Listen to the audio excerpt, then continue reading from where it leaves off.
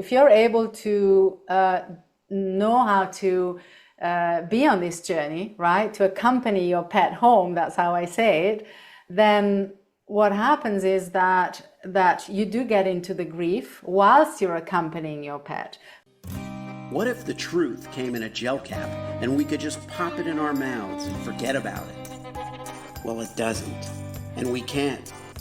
But we can laugh in the face of reality while plotting our survival. Welcome to the Truth Tastes Funny podcast. I am your host, Hirsch Redpoon, and if my guests can handle the truth, so can you. Open wide, folks. Here it comes.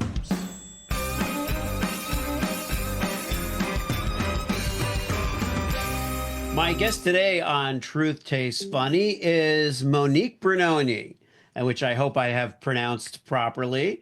But she trains aspiring pet death doulas worldwide. Yes, pet death doulas worldwide, offering holistic skills that transform end-of-life experiences into peaceful, conscious, and regret-free journeys. So instead of despair, she helps deepen bonds, creating a loving bridge across forever. Her approach turns challenging moments into opportunities for healing and awakening. And we are so excited to have her here. Welcome to Truth Tastes Funny, Monique. Thank you so much, Hirsch. Am I saying that correctly? Yes, yeah. Yes, I did it. Yes. Thank you so It's much for having me. Thank you so much. Yeah. it's wonderful. So this is a first for the podcast, which shouldn't come as any surprise. Having someone in the pet death field. Yeah. But I am fascinated by it. I'm a pet lover and a pet owner myself, and a pet parent, as I Yes. like to Yeah, think of me it. too. So tell me how you got into this field. Well, we don't wake up in the morning thinking, you know what, I want to work with death, right? So what happened was my cat Rami died. When my cat Rami died, I was a Uh-huh. complete mess, like a complete mess. I went from being super connected, knowing at all times what he needed, intuitively connected as well, to a complete freak. I was just like trying to find a solution to cure his incurable illness. Bless his heart, he was always looking at me with love, and I was just like, it's okay, my love, I'll take care of you, you're gonna be okay. And I was off. I was looking for solutions. And the sad part of all of this was that whilst I was running around in desperation trying to find a solution, he died alone on a cold metal table at the vet's. He Oh, was basically having a procedure, and then the vet just called me and said, "Hey, just come because it's not good." And how old was he? he was actually 6 years old. He was very young. Oh, I'm Um, so sorry. Yeah, but that propelled me into over 10 years of researching the end of life, the death and dying. Because the thing was this, I had this big love in my heart, right? As we all do, because we love our pets so much. And all of a sudden, this love had transformed itself into grief and despair. Mm. And, even when I buried him, I just wanted to dig him back up again. It was just like, didn't make sense. And by the way, I thought of myself as very spiritual because I was meditating. All of that went out of the window. I mean, Right. honestly, I was just like, and so I said, okay, I really need to understand this. Where did Yeah. that love go? And a lot of the people around me would say, well, grief is actually normal because it's like the same amount, you have the same amount of grief as the amount of love that you had. Yeah. But that didn't really stick with me, Hirsch, because if you know a little bit about frequencies, let's say the frequency of love, let's say it's up here, it has a number, right? It's like tuning Yeah. into the truthtastesfunny.com, right? We have a certain frequency. And then grief and sadness, despair has another frequency. It's not your channel, it's somebody else's channel, right? And so I was going like, how is it that love equals grief? It doesn't equal grief. So when I'm in grief and sadness, I'm on a different channel. And that's the reason I wasn't connecting with my cat, right, in that moment. Right. That's the reason I didn't know he was dying. That's the reason I was just so absorbed in what I was losing, how I could continue, all of the things about me. This was Rami's end of life journey, not mine, right? Right. And so that propelled me in 10 years of study. I studied with a vet, the natural end of life. I really wanted to know what happens at the end of life. And then I studied with Tibetan monks and a shaman from Mexico on conscious dying. And then my animals, in this 10-year period, my animals were also dying and giving me a lot of experience. And it was when my mom's Great Dane died, like had the end of life journey, that I kind of like put all of this information and experiences that I had, it all came together, because it was just, she did it in a way that just made me think, oh, but I studied that over there, but then I studied that, but then I had this experience, but then I had, it was all coming together, Hirsch. It was so beautiful, because it was like, whoa. And then I realized that it's exactly like, because I also became a human death doula, and I realized that the last phase of life, so the body will try and like fight until the end to survive, right? And then there comes a point of no return, and the body starts saying, okay, I'm now closing down. And this last cycle basically is the same for humans, for animals, for everyone.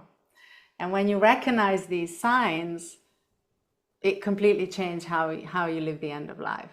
Yeah. So I went from this desperate hair-pulling woman that was just running around like crazy trying to find a solution, to somebody that can just be very peaceful and stay super connected with my animals.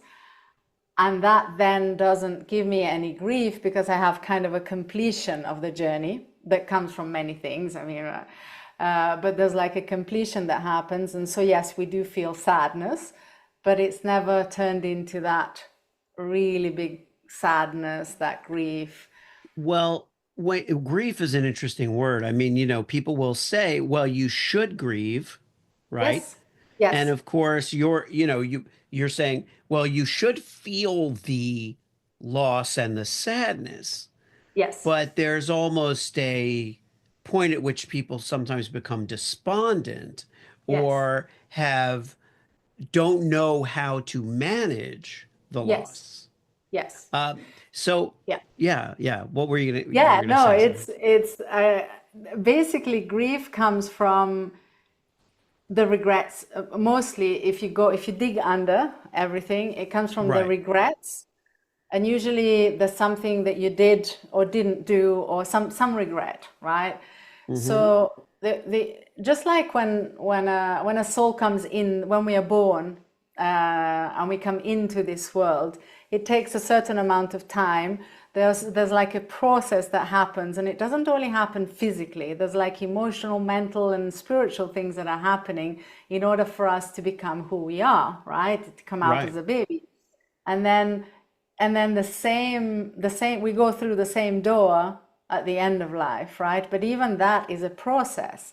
So we have this blueprint that allows us in our life, right, to have all of these emotions that come and go, right? I can be happy, I can be sad, and health. Well, oh no, not wealth. That's another word. Health comes from being able to live all of these emotions, allow them to pass through you, and then go on to the next one, right? So it's not something we don't hang on to it. It's like if you tell a joke, I don't go on for 30 years laughing about it, right? I Yeah. get I get to a certain point that I go like, okay, That's good, right? I might smile, but then it's like, but with grief, we kind of hold on to it. And we hold on to it because there's something that makes us hold on to it, right? There's a story of something we weren't able to do, something we couldn't do, something we didn't know, there's something in there. Right. We don't have closure, We don't have right? closure. We don't have completion. Now, now what I do now is I take pet parents through. I walk them on this journey, right? I support them to go on this journey. And for example, I've never needed euthanasia anymore because animals know how to die, right? Now, Hmm. it's not true that dying is painful, right? When you know how to deal with the end of life, it's like a puppy. We take a puppy, we take him to school, we do all the things that we do for a puppy, but then at the end of life, we're going like, well, I don't know what to do, and we hand it over to the vet, right? Right. So Right. here I'm asking us pet parents to take that responsibility to learn about the end of life. Because we're not only learning about the end of life, we're learning to deal with any challenge in life. Because when we meet the big death, we're able to meet the little deaths that come in life. But also, it will help us with any other death, but it will help us with our death as well. Yeah. Because it's interesting, we prepare for everything. We even prepare for this podcast, right? But Hmm. then the one thing that is certain in life, we don't. We want to wing it at the end. We push it away. I don't want to know about death, but then we push it away, right? But Yeah. when we're able to meet it with, when we are able to prepare for it, then it changes completely how we live it. We realize it's not the end. We realize that there's so much more that's going on than what we think is going on. Well, there's a, So yeah. yeah. Oh, well, go ahead. What are you going to No, say? sorry. So going back to your thing about the completion is like if you're able to know how to be on this journey, right? To accompany your pet home, that's how I say it, then what happens is that you do get into the grief whilst you're accompanying your pet. But let's say, for example, you might be sad because you see that your pet is not walking, is a bit, tired, and you go like, oh, and then you start worrying, and then your pet turns around, and maybe the ears flop out like that, and you just giggle a moment, right? And then I don't know, you go back to thinking, oh, he's not wanting to eat this food, and then all of a sudden, he drinks some milk, and he's got all the milk here, and so you laugh again, right?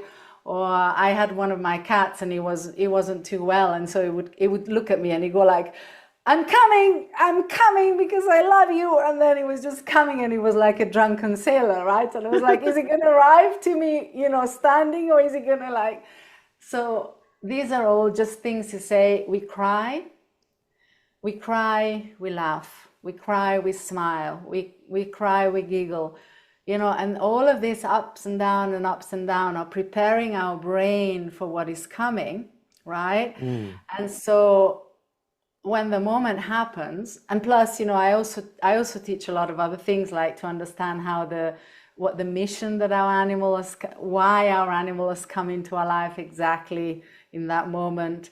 At the end of life, they're giving us a lot of gifts. So there's a lot of other things that come into this. We're not just, we just didn't happen to come together. But when we know all of those things, and when we're able to accompany them through these ups and downs, I always say, we still have that wet nose that makes us smile, right? Yeah. Always. And Yeah. Well, when it, yeah, let me just say, yeah,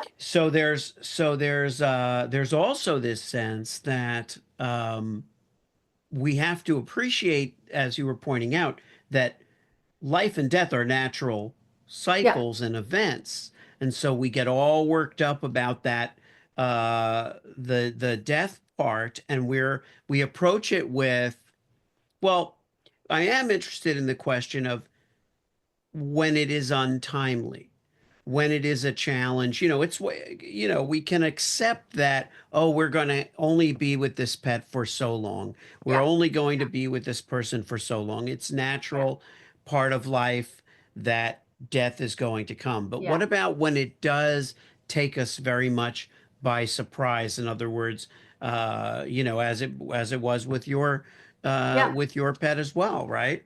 Yeah. Yeah. How do we prepare ourselves in that sense? Well, this is what the beauty of why I'm so excited about what I'm doing is because we're not only looking at the death experience, right? Here we're looking at how can I change and how can I evolve to better meet the deaths in life, the little deaths that come in Hmm. life and the bigger death, right? So what happens is if we are used to meeting every challenge and seeing that this challenge always has something for us, right? So something happens for us. And usually a challenge means that we're not aligned with life in somehow, right? There's a misalignment going on. And then we have the challenge. And what happens in the challenge, you have a choice. You actually say you curl up and you stay curled up and you don't do anything, or you curl up and start looking inside of you and going like, okay, how can I what do I need? What strength do I need to, find inside of me that can make me deal with this challenge, right? And so we usually do find the strengths. We find some inner strengths. We find something that makes us more, that gives more of who we are to the situation of life. And then what happens, it's like going to the gym, right? I don't like going to the gym because I get tired, but you go to the gym, right? And the muscle comes at the last rep that you do. Because when you're doing them like that, it's like, oh yeah, I can do it. And then you Right, start getting right. tired. And then the trainer comes and go like, just one more. And you go like, really? Yeah, just one more. And then just one more. And he kind of says that 10 times. But it's that just one more that basically strains the muscle so much that the muscle goes like, okay, right. I need to make more muscle. I'm going to repair the muscle. So when you go home at night and it hurts, the muscle repairs, but then it gives you a little bit more muscle because it says, if this crazy woman wants to go to the gym tomorrow again, at least she has a little bit more muscle and she won't stress me out. She won't break me again, right? And that's how we build the muscle. And this is the same with challenges. It brings out more of who we are, and then all of a sudden we know how to deal with a certain thing. And so, usually, at the end, how the end of life goes, if it goes very peacefully, very well, then that means that I say the mission for which your animal came in your life, right? That's kind of like your animal gave you your gift, gave you a gift with their presence, and it's like ended. There's like a conclusion. It's like, okay, I gave you the gift of, for example, joy, right? I gave you the ability to go up to people and not be shy and say good morning to people, because some people don't want to say good morning to the people they meet, right? But the dog does usually. It's going like saying hello and kissing everyone, right? So maybe Mm. that's the thing. My dog would love just meeting everyone and so then it's like, okay, can I get that gift and be more joyous in my life, for example? I'm just making an example here. Mhm. And if that has happened, if I've integrated that, usually the end of life is very sweet, very soft, nothing. But then if there's still some resistance in something that I have, usually it comes bubbling up at the end of life, right? Right. And so that's a beautiful opportunity for us to see that with the help of our animals, with the wet noses and the wagging tails that are helping us and are supporting us through this. And then we actually are able to heal maybe something that was deep inside of us that needed to be healed. So this Well, is not only something for them, like we right, accompany and help them, but it's a growth for us. It's a growth for others in our lives. right. And we become very attached to our animals, right? Yeah, Um, to the point where I think they're so selfless, they're so giving and yeah, unconditionally loving yeah, to us that we become uh very reliant, I think, very dependent, and we Yeah. expect it. And Yes. so we become very dependent on those endorphins, Yeah. on that uh, uh, infusion of love and feeling good. That Yes. when we are faced with the prospect of losing it, Yes. we are understandably Yes. very fearful. Yes.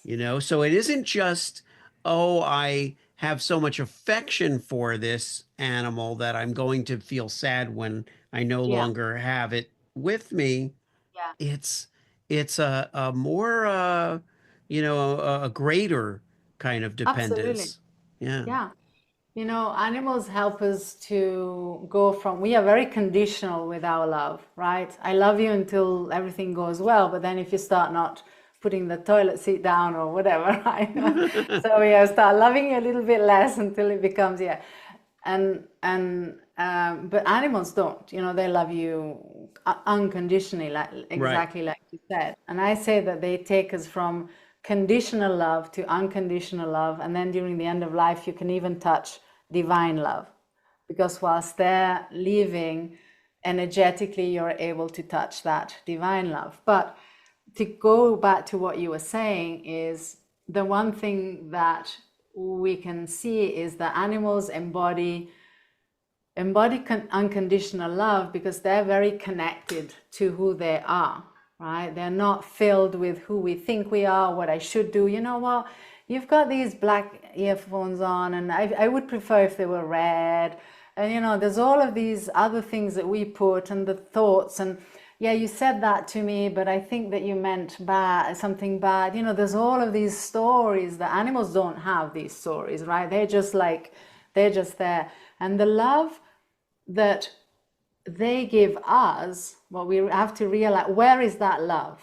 Yeah. We think that the love is in them, right? The love comes Hmm. from our heart, right? Because if you close your eyes now and you think, do you have a dog? Do you have a Yeah. or yeah, okay. So let's Yeah. say that if you close your eyes right now, and what's your dog's name?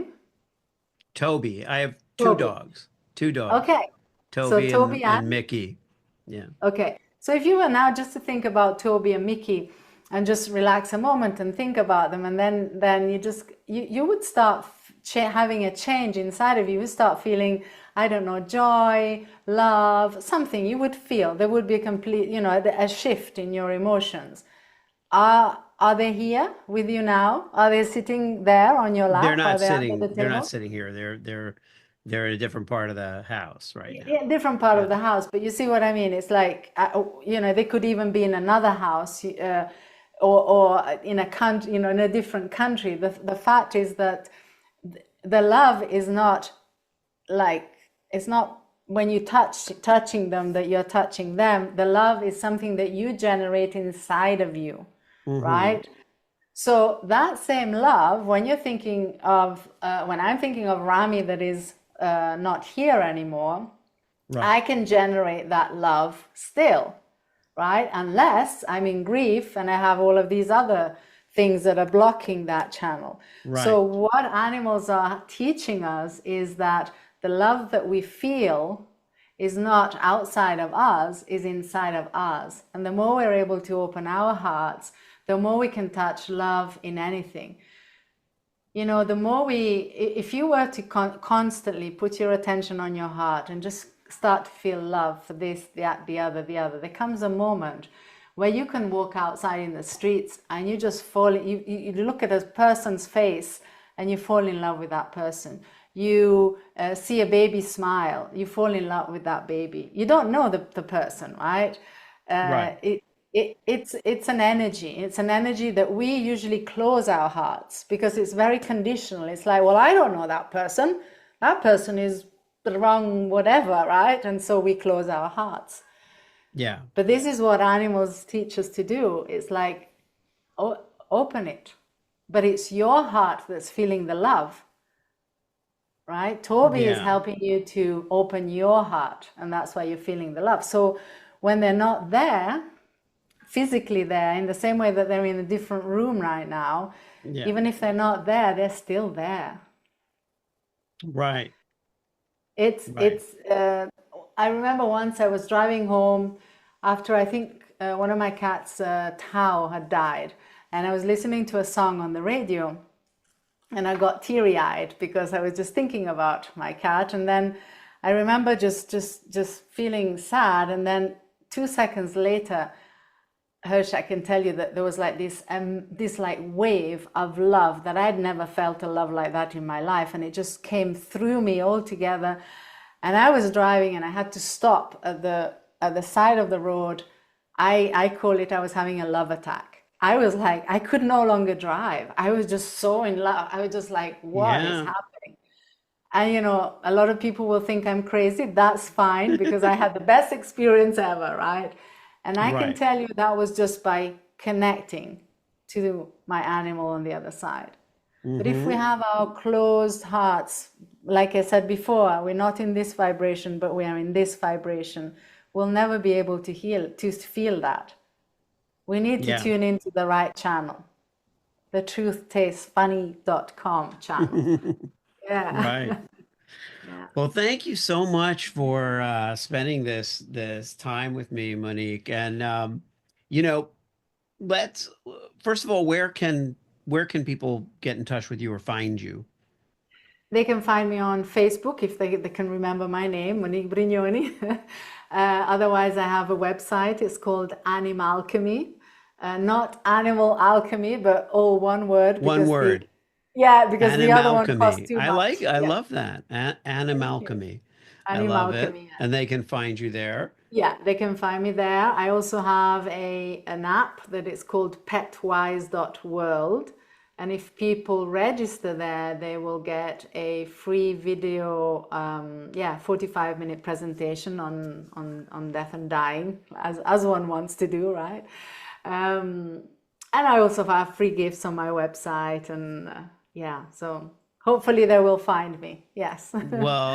Well, I hope so because I feel like the same way that you're in touch with the other side with the transition and help with that, I feel like you're also very much connected to this moment and the world here, you Absolutely. know? Yeah, absolutely. That is the number one, let's say, thing that if you do, you have a deeper connection with everyone, your animals, the people, of course, and also at the end of life. You can tune into how animals live the end of life, which is completely different than how we live it.